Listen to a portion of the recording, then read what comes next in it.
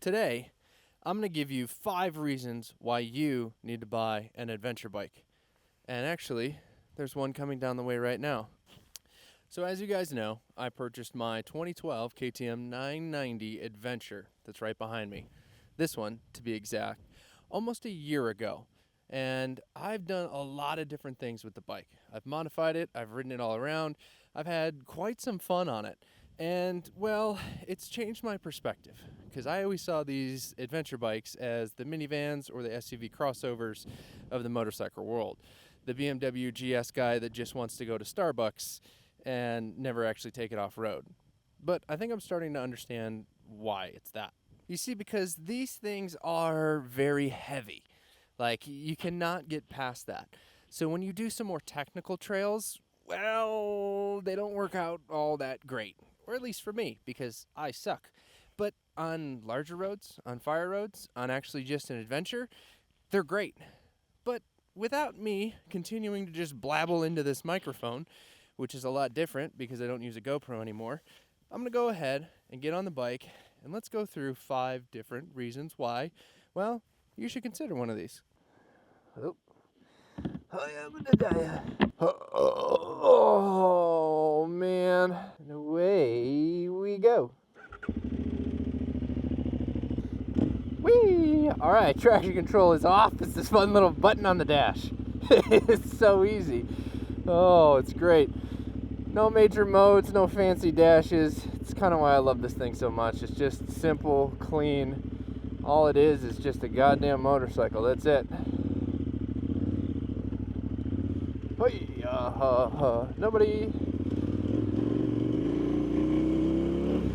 So I think it brings me to reason number 1 of why you should buy one of these is adventure. Yes, I know, adventure bike. You should go on adventures. But I have been more inclined to go weird, random places on this bike than any other bike before. I mean, truthfully, it's just so cool that you can kind of go anywhere. With a caveat, right? You can't go absolutely anywhere. It does have its limitations, but water crossings. Oh, I feel like I'm having so much. Wow, that was deep. But the whole point of one of these adventure bikes is just simply so you can go out and go wherever you want to. I mean, lately, right now, I just like to pick random fire roads, go down them, and see what's at the end. I can go pretty much anywhere, and it just feels like one of those things that whenever I ride it, I feel like I have to be going somewhere. And knobby tires, suspension travel, room for bags, a nice windshield, it just makes me want to go farther and farther places. It's really pretty darn fun, and I think that's probably one of my favorite parts about this motorcycle and adventure bikes as a whole. I'm used to just being, streets, twisty roads, and track, and that's all you got. But with this, anything is open. Man, this is cool over here. That's a lot of rocks. And I'm surprised all the way out here that it's paved. Ooh, water crossing number 2. Oh, don't be an idiot. Ah! Oh, it's slippery. Which leads me to my second point, is that you've got no excuses anymore. You can't just say, it's not a perfect day to go out and ride. You can ride in the rain, you can ride in the snow, you can ride in the dirt, you can ride any time of year that you want. It's too cold, turn on your heated grips. Some of them even have heated seats. There is no excuse for you to go out and actually ride anymore. Like, it is no questions asked. Am I even going the right way? Yeah.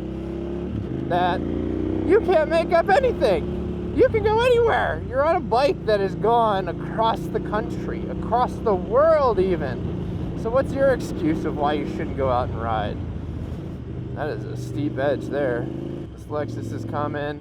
I hope he sees me. God damn. More water. More dirt. This thing just puts a smile on my face. Oh. But I think that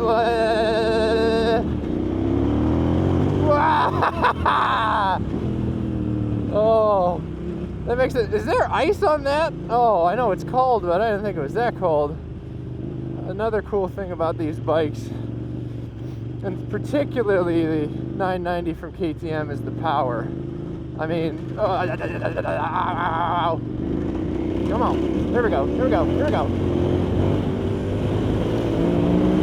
Oh, there's just so much power on this particular motorcycle and a lot of these adventure bikes. I mean, on the street when you're riding, on the highway when you're riding on the road, there's plenty on tap. And then when you get off-road, it gets so squirrely so quickly, like,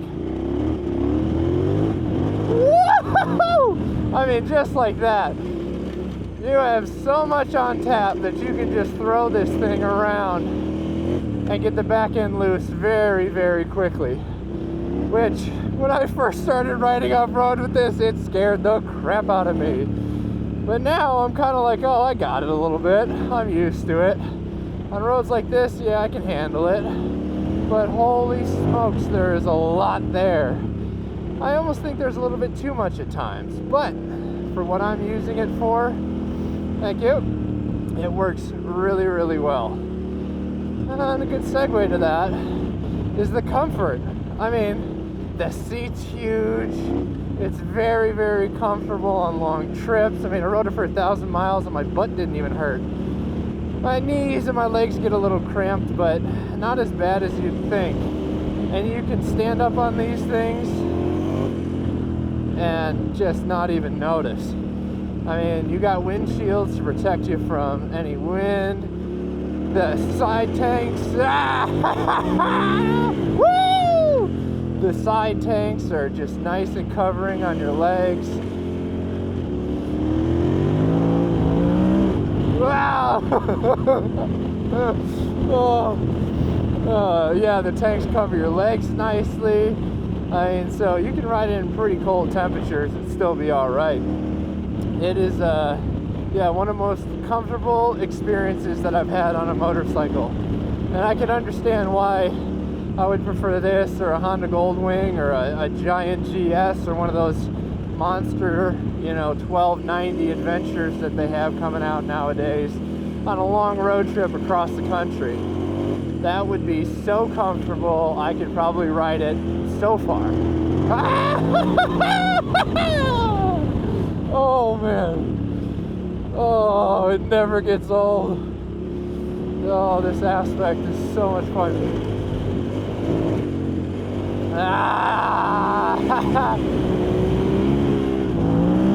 Oh, okay. Woo! Hot doggy. Man, I have one of you.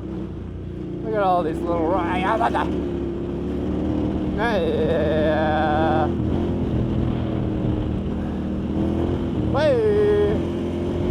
Whoa! Which then I think brings me to my fifth and final, oh my god, fifth and final point as I'm starting to suck in some dust here. The community around these bikes is incredible. After posting, my initial video of me picking up the bike and some of the mods that I did, I had so many of you reach out saying, yeah, I've got a 950, I've got a 990, my dad's got one, my friend's got one, and it's just been so much fun. And it's been the greatest bike, and you should do this, that, or the other. And I thank you all for those responses, but everyone in the adventure bike community has been so welcoming and so cool. I really appreciate it. It's really motorcycles in general. I've only had a hard time with, the atypical Harley guys, but everybody else has been awesome. And I think in particular for those of you keeping these old, here we go, keeping these old KTM 990s alive, oh, we're a different breed. Parts are harder to find, maintenance is a little bit more difficult, but I tell you what, they are incredible machines, and I don't ever want to give up this motorcycle, because it's everything that I've ever wanted. I mean, it's good in the corners, it's good off-road, it's good on long trips, It's just incredible. Is this a Mercedes? This is like one of the big S550. Maybe. What are you doing back here? I guess that just shows the difficulty of this trail. Or I should say fire road. Everybody can come back here. Oh, it's just so much fun. Whoa!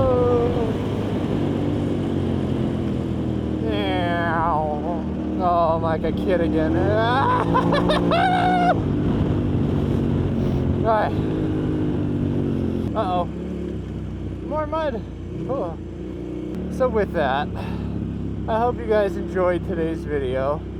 And I want to hear more from you about your adventures, your bikes, and where you guys have taken these things. Because I bet y'all got some really, really good stories out there. I bet you've been to some really cool places. So put them in the comments down below. I want to know. Give me any other reasons why having an adventure bike is still one of the best bikes to buy out there. Or at least one to have in the garage to have fun with. I will leave you guys to it, and I will continue to have my fun and rip down this road. But until next time, remember, keep riding.